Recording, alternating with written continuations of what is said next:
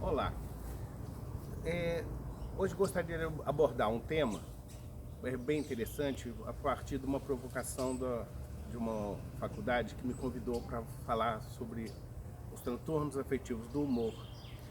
Uma disciplina que me provocou muito, psicoterapia existencial.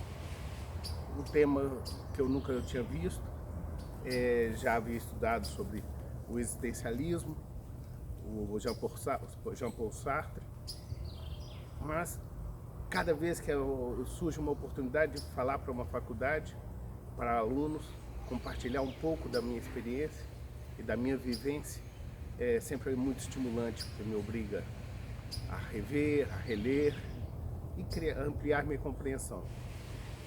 Nesse tema específico dos transtornos afetivos do humor, eu vou relatar um caso de um paciente que eu acompanho, na realidade a pessoa que eu acompanho há mais tempo. É um profissional, consultor de empresas de 36 anos, que depois de haver alcançado um relativo sucesso profissional, junto aos seus pares, reconhecimento junto à sociedade empresarial, se envolvendo em algumas iniciativas de extremo idealismo, de profundo desejo de contribuir para a sociedade, acaba se envolvendo com grupos que, na realidade, entre o discurso e a prática vai uma distância. E ele se abate e acaba caindo numa depressão profunda e desenvolve e é atormentado por ideias suicidas durante um bom período. Isso provocou nele uma grande oportunidade de ressignificar-se, de encontrar-se.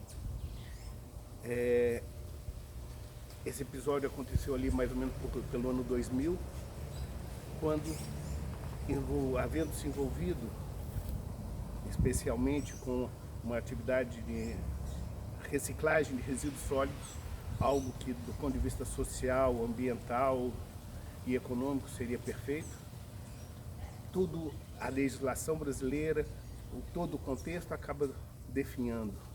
E como qualquer uma das pessoas, acaba encontrando um momento da sua história onde a fatura da depressão contratada chega.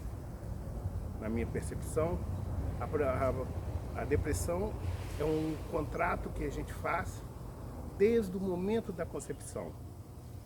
No caso específico dessa pessoa, segundo a descrição dos eneatipos proposta pelo Dr. Cláudio Naranjo, gestaltista, que trabalhou profundamente a questão egóica e fazendo o link com a questão do existencialismo, aquele que não somos, a máscara que a gente apresenta ao mundo não tem nada a ver conosco, apenas é uma maneira como optamos por escondermos do mundo. Nesse caso, nessa pessoa, a característica indolente dela, preguiçosa de si, acabou permitindo que, quando chegou a depressão, quando ela conheceu a depressão, pôde mudar toda a sua crença. Até então, embora esse senhor já viesse se trabalhando em busca do seu autoconhecimento, iniciado num contato com a psicologia através de Carl Rogers, na abordagem centrada na pessoa, ainda dentro do foco da organização, ele, ao conhecer Cláudio Naranjo e começar a pesquisar-se, era como se ele fosse um pato, um puro cabeção, totalmente racional e totalmente desconectado de si. Cláudio Naranjo tem um conceito que é revolucionário, na minha percepção, que são os 3 cérebros. Um cérebro reptiliano, centrado a partir do nosso tronco encefálico, por toda a inervação de nossa coluna, e que se revela para nós, nos comunica, grita para nós, através de uma sensação estranha no nosso abdômen e mesmo no fiofó, apertado ou tranquilo. A inteligência mais profunda do ser humano está nessa parte do nosso corpo, a nossa criança interna, o nosso desejo, a nossa necessidade e a nossa tesão de viver. O segundo cérebro, advindo dessa experiência reptiliana, é o cérebro que se instalou no nosso sistema límbico, a parte do hipotálamo, da amígdala, o centro emocional do ser humano, comum a todos os seres mamíferos. Um gato, um cachorro também vai ter as emoções de raiva e amor, embora nos animais o amor supere a raiva. E no ser humano nem sempre ele consegue escapar dessa máquina de moer gente, que é a mágoa, que é a raiva, que acaba se transformando e se revelando na forma de uma depressão. O terceiro cérebro é um cérebro racional, dito racional, a parte característica humana. Mas aqui é onde ficam as minhocas, aqui que a gente sofre o transtorno mental. Por quê?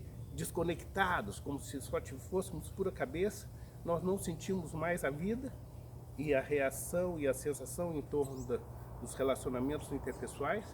E que efeito emocional nos causa? A nossa saúde depende de sentir, emocionar-se e então pensar para poder agir a favor da nossa necessidade, da nossa criança interna.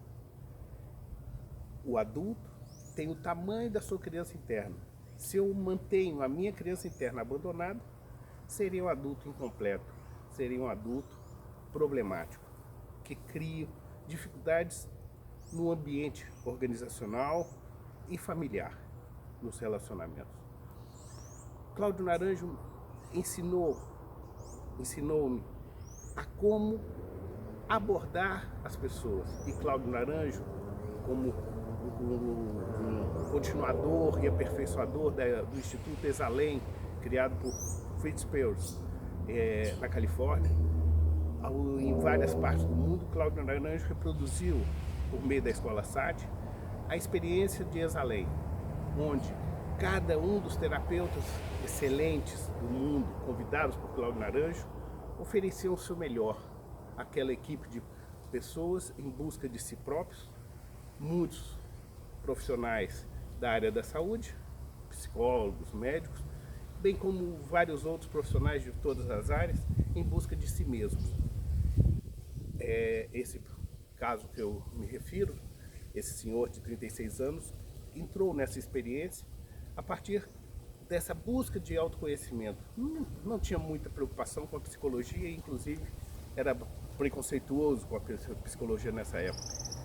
A psicologia era uma coisa secundária e as depressões eram coisas de vagabundo, preguiça. Felizmente esse senhor teve a oportunidade rara, a maneira como Deus escreve certo por linhas tortas, de colocá-lo no contato com a depressão e no encontro consigo mesmo.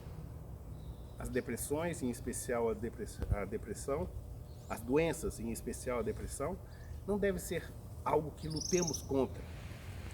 Como já mencionei em vídeos anteriores, a pessoa, cada um de nós, quando adoecemos, é inútil buscar um psiquiatra. Porque se a vida nos fez engolir sapos emocionais, nós precisamos cuspi-los. E não com o remédio controlado, tarja preta do que o psiquiatra recomenda, empurrar o sapo mais para baixo. Porque isso seria ignorar o nosso corpo, gritando a nossa dor, o nosso vazio.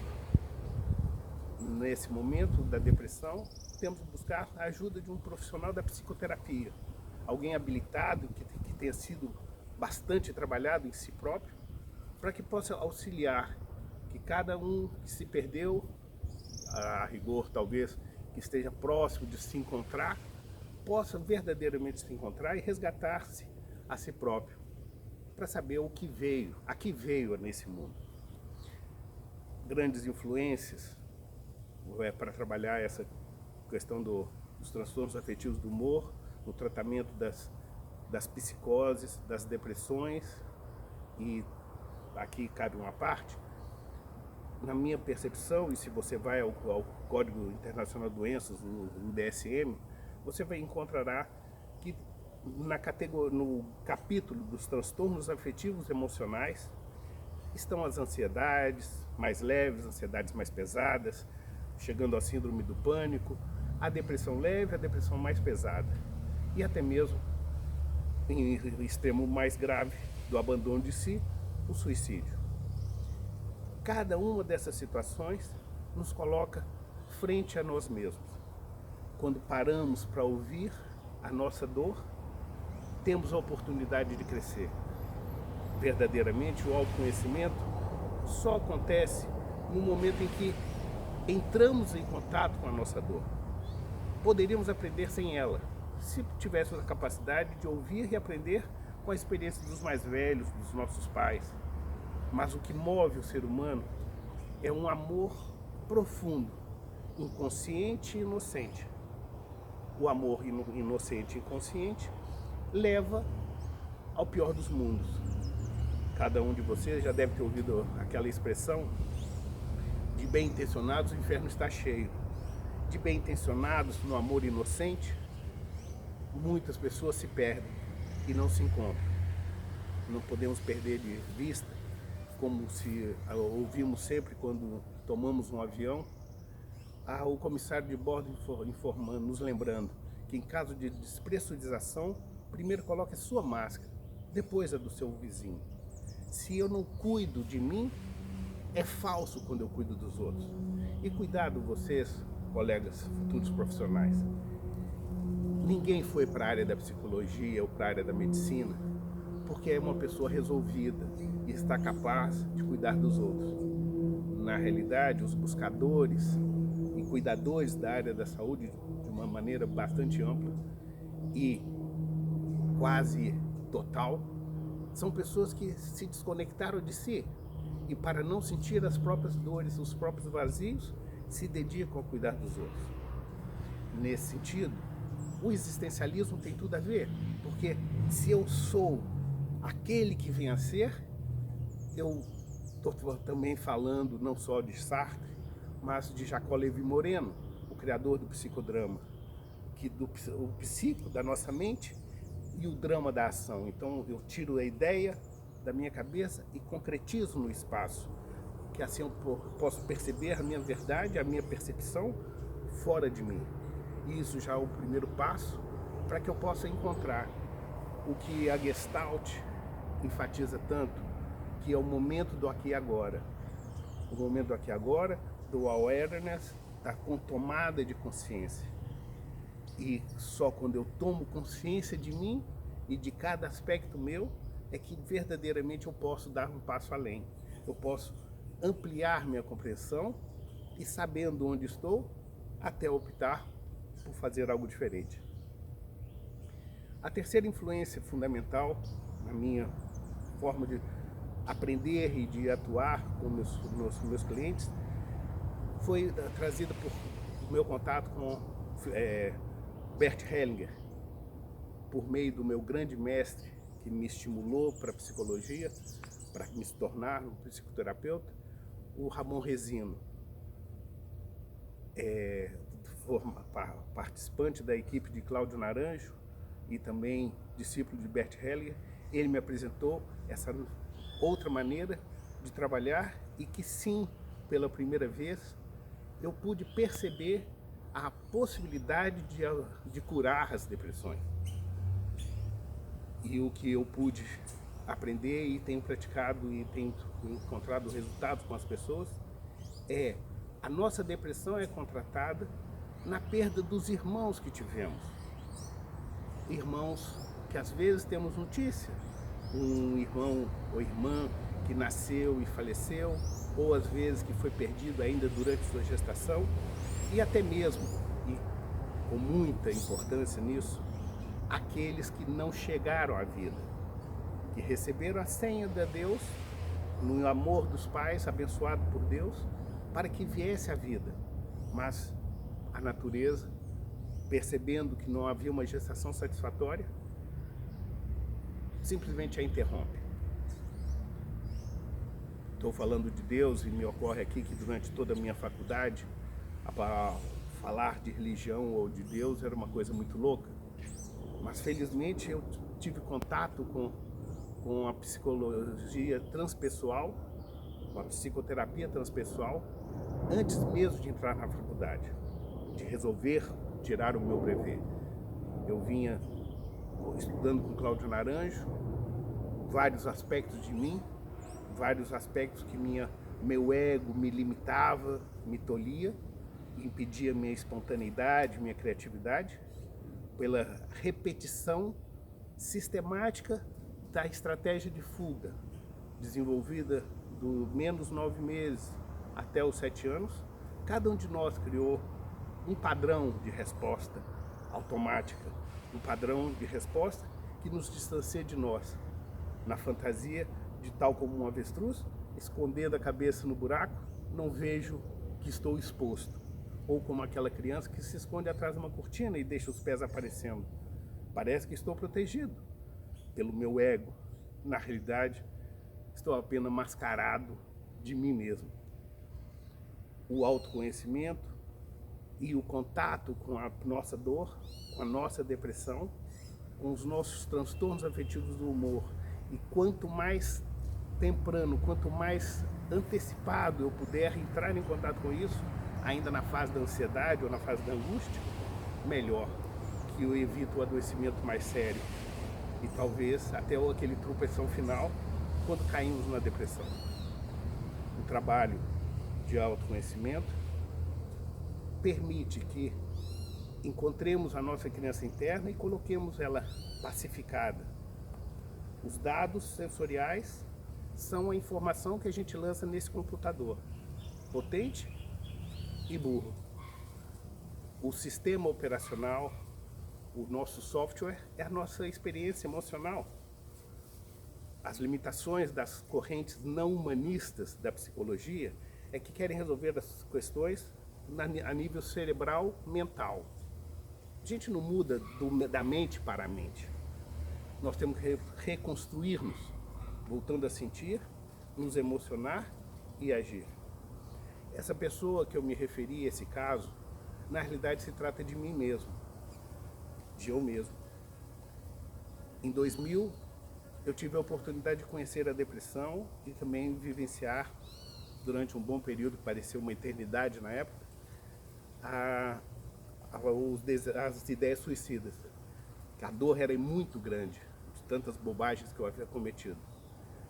Felizmente, em contato com a psicologia transpessoal, vi uma porta se abrir e optei por cursar a faculdade de psicologia para entender a mim mesmo.